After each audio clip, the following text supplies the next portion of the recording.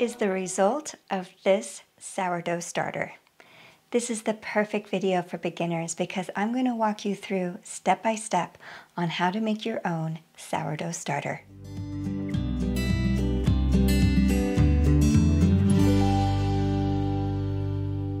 Any flour will work with this sourdough starter. You can use all-purpose white flour, whole wheat flour, rye, einkorn, high-protein bread flour, commercial, organic. With this method, any of those flour options will produce a beautiful sourdough starter that will result in a beautiful sourdough bread. A kitchen digital scale is my preferred measurement tool when making a sourdough starter, but it's not required. I'll show you an alternative if you don't have one, but if you're able, get one this week while your starter is developing, since a digital scale will be needed for the making of the actual sourdough bread. My How to Make Sourdough Bread video will follow this one. Chapters are provided in the description, which makes it easy for you to return to this video while you develop your starter if you need a little reminder on what to do each day. I also provide a link in the description for a printer-friendly instruction sheet. That's if you prefer. So let's get going with this sourdough starter. Day 1. The microbes needed to naturally develop your sourdough starter come from being present on the grain that the flour was made from. Some microbes will come from the air as well, inherently floating all around us, and we breathe them daily. But predominantly, they come from the flour itself. Select the type of flour you want to use for your starter and stick with it throughout the starter's early development. Switching out flours too soon in a starter's life can interrupt its strength and progress. For the next 6 days, we'll be tending to our starter on a daily basis, and thankfully, that tending will only take 5 minutes or less. Choose for yourself if that will be either in the morning or every evening, about the same time each day. Place a clean jar on the scale and tare it, meaning set the weight to 0, and make sure the scale is set to measure in grams.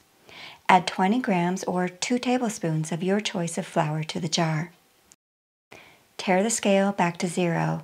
Next, add between 20 and 25 grams of neutral temperature water or 2 tablespoons. After adding the flour and water, stir to combine them. You're going to have just a little bit at the bottom of the jar. And this texture is the goal. I would say it's similar to the consistency of a pancake batter. Place a breathable cover over top. I'm using a coffee filter, but a napkin, paper towel, or linen cloth will work just as well. Leave it on the countertop until the same approximate time tomorrow. How different types of flour absorb water can vary. For example, I found rye flour to be really thirsty more than other flours, so when I use it, I add a little more water than I would perhaps for an all-purpose or einkorn flour. And when I say a little, I mean 25 grams of water rather than 20 grams, or 2 tablespoons plus a half teaspoon. You may find an extra few drops of water are needed here and there, or maybe not needed. The great thing is sourdough starter is not finicky and quite resilient. So although a balanced texture is the goal, whether your starter is little on the runny side or perhaps a little pasty, a successful starter will still be developed either way. Day 2. Here's our starter 24 hours later, and not much activity is happening yet. This is normal. Tare the scale to 0. Just like yesterday, add 20 grams of flour and between 20 and 25 grams of water, remembering to tare the scale between adding the flour and the water. Mix the flour and water and aim for this consistency once again. If your flour was a little pasty or a little runny yesterday, simply adjust how much water you add today to bring the texture into balance. Put the breathable cover back on, leave the starter on the countertop, and you're done for today. Day 3. A few bubbles are now beginning to form. These bubbles are the result of the CO2 gases that the microbes are releasing as they consume the properties of the flour as food. When looking down into the jar, you'll notice it has a gassy poofiness to it now, as well as a stretchiness as it clings to the side of the jar. Today on day 3, we're going to add 30 grams of flour and 30 to 35 grams of water. Without a scale, this will be about 2 tablespoons plus a teaspoon of flour and about 3 tablespoons of water. Stir to mix. Cover and leave on the countertop until tomorrow. Day 4. Today there are more CO2 bubbles forming, and it's poofy and very stretchy. Remove half of the mixture and discard it, meaning throw it away. This is our first of only 2 discards that will be done during the starter's development process. And half doesn't have to be exact, simply eyeball a half-ish amount. To the half you're keeping, add 30 grams of flour and 30 to 35 grams of water. Mix to combine, place the cover on. However, starting today, we're going to return to the jar in 12 hours rather than 24 to give it a light stir, yet without any added flour or water. Just a brief stir, and that's it. Add a rubber band to mark the fill line of the mixture. From here on, you'll be able to see how much the starter is rising above the rubber band and then back down again. It's called rise and fall, and this is a good sign of the starter's healthy microbe activity. Place the cover back on the jar for 12 hours. Day 5. Add 30 grams of flour and 30 to 35 grams of water.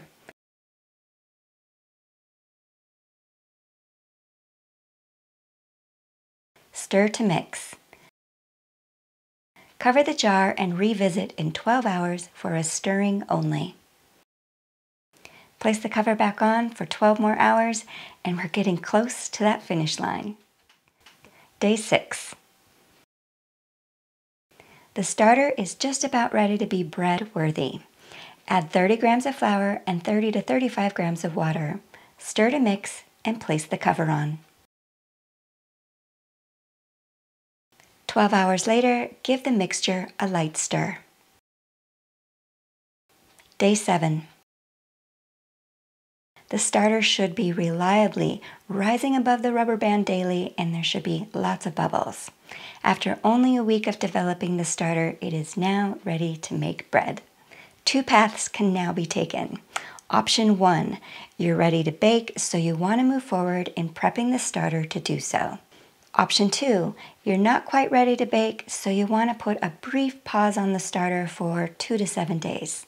I'm going to show you what to do for each option, plus how to maintain the starter indefinitely for years or decades. And since a lot of factors can affect the development speed of a sourdough starter, especially if you live in a cold climate, the starter may need 2 or 3 more days before it's ready to raise bread. Also, if the starter is not significantly rising above the rubber band by day 7, in either case, download my sourdough starter guide that provides instructions on what to do. If you experience things like this, I will be releasing a troubleshooting video that will cover the most common sourdough funk situations, what's okay, what's not okay, and what to do about it. Lastly, I'll share with you how to switch out the flour of your starter if, for example, you want to switch from a rye flour to an all-purpose flour, or vice versa. That's coming up. So be sure to watch this video all the way through. You'll be glad you did. Option 1, prep the starter for bread making. You'll do this step the day before you plan on making the bread dough. So prep it today on day 7, make the dough tomorrow on day 8, the dough will ferment overnight, then on day 9, the dough is baked into amazing bread. I'll cover the actual bread making procedure in my next video, how to make sourdough bread. Make a plan for when you want to start making the dough the next day. You know your schedule, so plan for what works for you. As an example, feed the starter just before going to bed if you want to start making the dough in the morning. By morning, 8 to 12 hours later, the starter should be prime for use. Here's how you feed it 8 to 12 hours before making bread dough. Remove 1 to 2 tablespoons of starter, or 20 to 40 grams. Weight is not required, just this approximate amount will do. Discard the remaining starter from the old jar. We will no longer be using it. For the feeding 8 to 12 hours before making the dough, add 50 grams of flour and 50 to 55 grams of water. Stir to mix. Mark the height with a rubber band. Cover the starter and leave it on the counter for 8 to 12 hours. It's ready when it at least doubles in size. When the microbes have plenty of food, they produce an excellent rise. If they're short on food, the rise isn't as strong. I promise both quantities, 1 or 2 tablespoons, 20 to 40 grams, will produce a strong starter for tomorrow's dough making. I've even used as little as 1 teaspoon, 10 grams, and had an awesome strong starter for the next day. Less can be more. Here is my well-doubled starter about 8 hours after feeding. I'm going to bake with it right now. Here's what's left over after I just used the starter.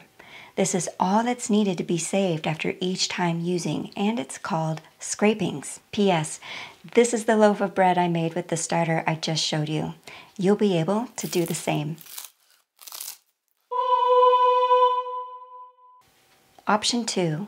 Pause an active and ready starter.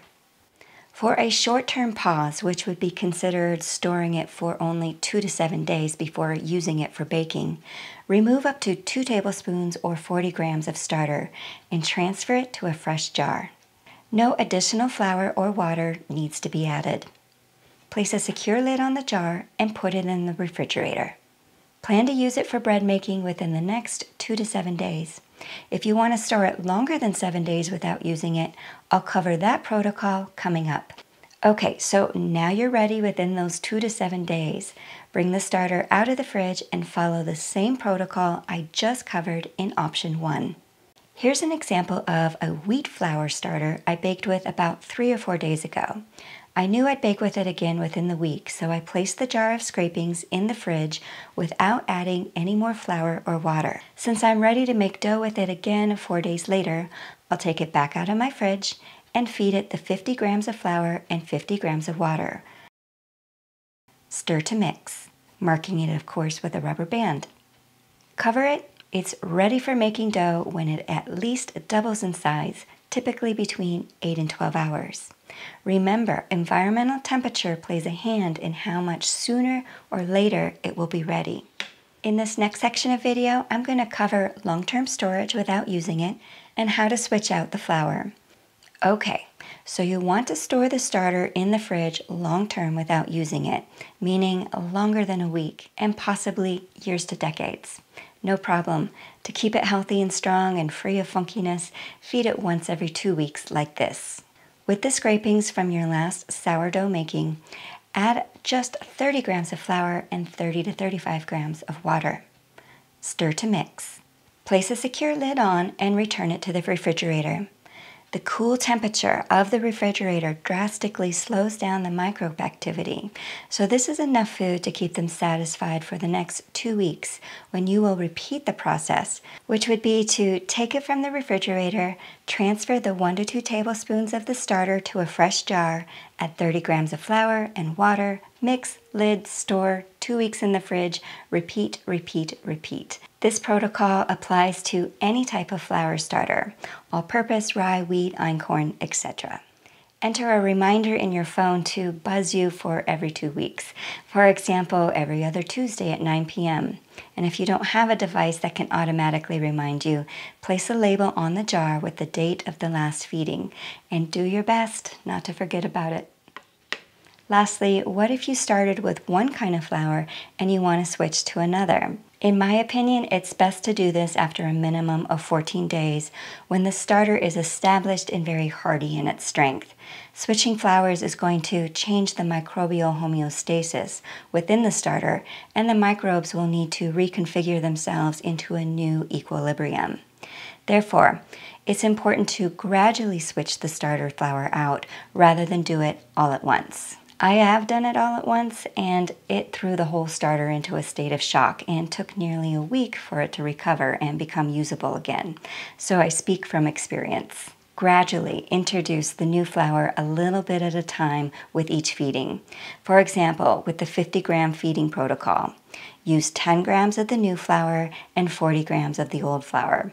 With the next feeding, use 20 grams of the new flour and 30 grams of the old flour. Continue to progress 10 grams at a time, which will give you a complete transition within 5 feedings. My channel is all about fermented foods, which is why I'm doing videos on sourdough starter and sourdough bread. Sourdough is fermented. So if you want to improve your health and make more fermented foods like pickles, and that's a fermented pickle, not a vinegar pickle, fermented cabbage, aka sauerkraut, fermented carrots, fermented beans, and more, check out my playlist right here of my fermentation recipes as well as fermentation education to build your knowledge base and build your fermenting confidence. And for my sourdough bread recipe using the starter you made in this video, click right here. I'll see you soon. Bye.